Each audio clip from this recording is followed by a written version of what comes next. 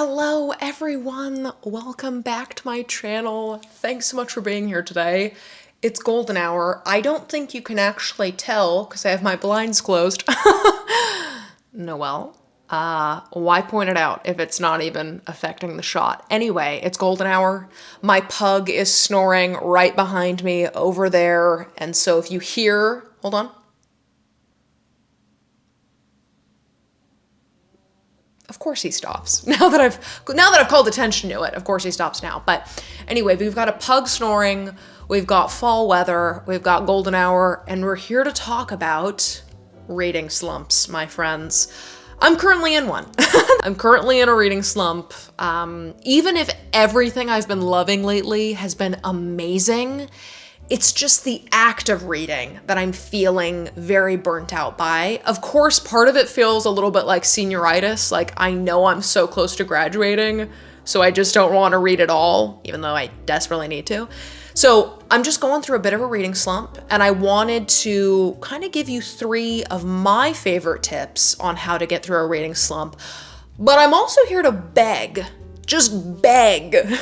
for your tips on how you get through a reading slump. Because I feel like all of us as like readers and just bookish creators, whether that's BookTube or BookTok or Bookstagram or Goodreads or Storygraph, wherever you talk about books, I find that a lot of us these days, at least the people that I talk to, are feeling that kind of reading book burnout.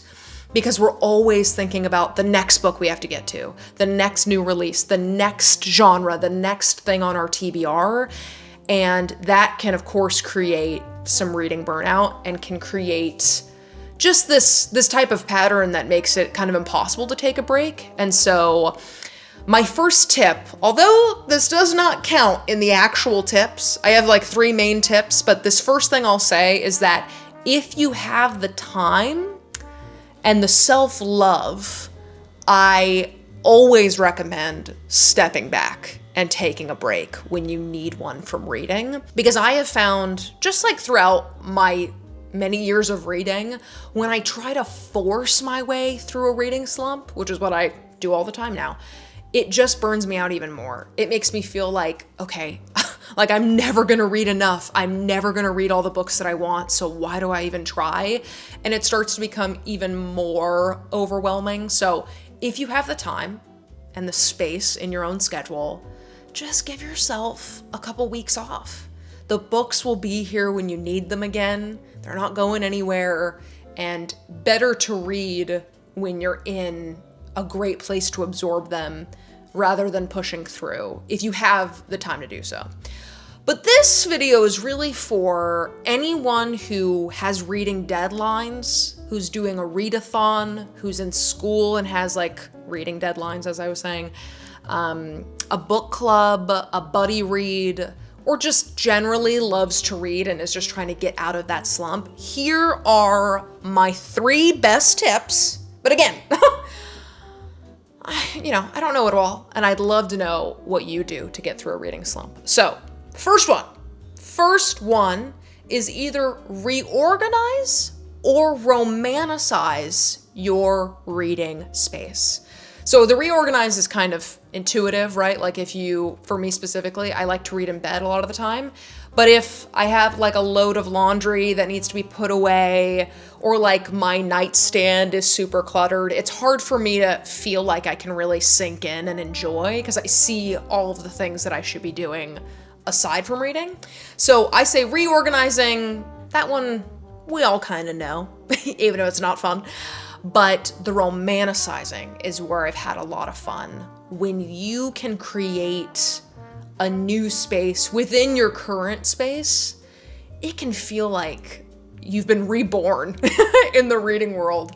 And especially right now for fall, putting up some like fall orange lights, getting like a ceramic $5 pumpkin from Target, or lighting a fall candle can be incredibly soothing to like a reading space. So just romanticizing. I love that idea of like romanticizing your life, and sometimes you just need to fall back in love with reading and make it like a date with yourself.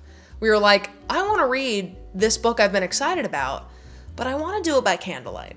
You know what I mean? I want to do it with cute little orange lights on and a pumpkin smiling at me from my nightstand. And this also goes along with this, but sometimes just kind of getting out of your space can be helpful. So like going to a coffee shop, going in your backyard, going to the rose garden, just like breaking it up a little bit sometimes can make you appreciate your space even more.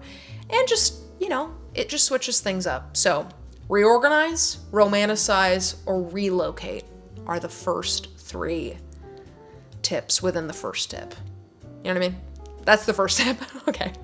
Second tip is to either switch up the genre or return to an old favorite. So sometimes I just get in my pattern of like, okay, let's read a book that feels like the last book I just read, or I always love the genre, so like let me just read another one from that genre. And although I may love the genre, if I'm reading too many books that feel the same, it's hard to feel like the reading has been broken up at all, right? Like if all I'm doing is reading romance, which is my favorite thing to do, sometimes it just feels like I'm reading one long romance because I'm not changing genres at all. So sometimes just switching it up can be really helpful. And sometimes just finding a short one, right? Like if you only read romance, but you found like a really quick little thriller and it just kind of breaks it up for a second, that can really help. But rereading an old favorite book can sometimes completely jumpstart my reading brain because I'm like, okay, no.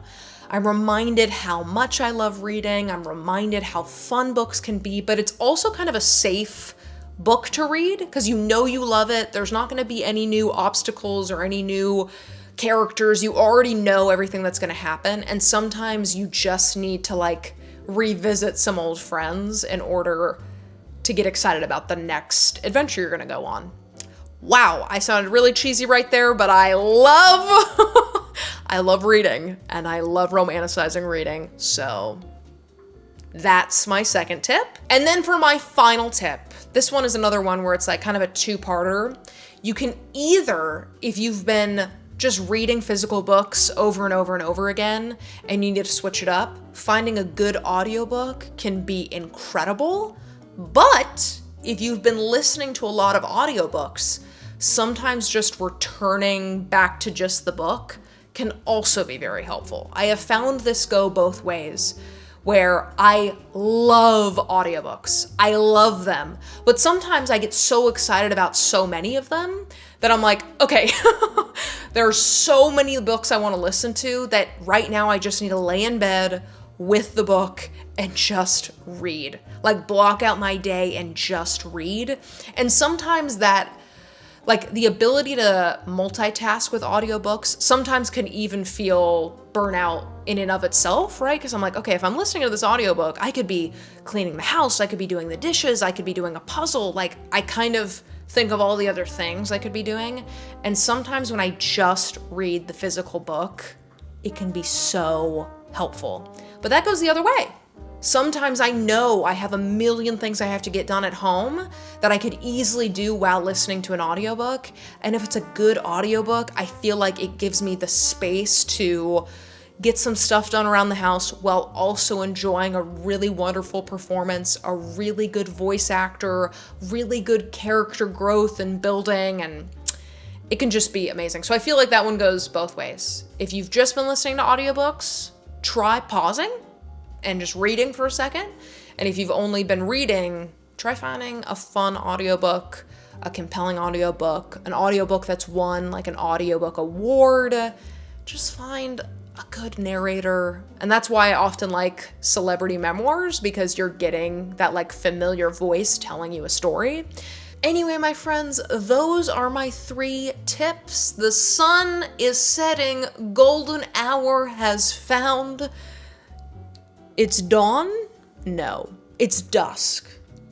The sun is set, so it's time for me to go because I'm running out of light at this point. But thank you so much for watching. Again, please let me know all of your tips and tricks for getting out of a reading slump.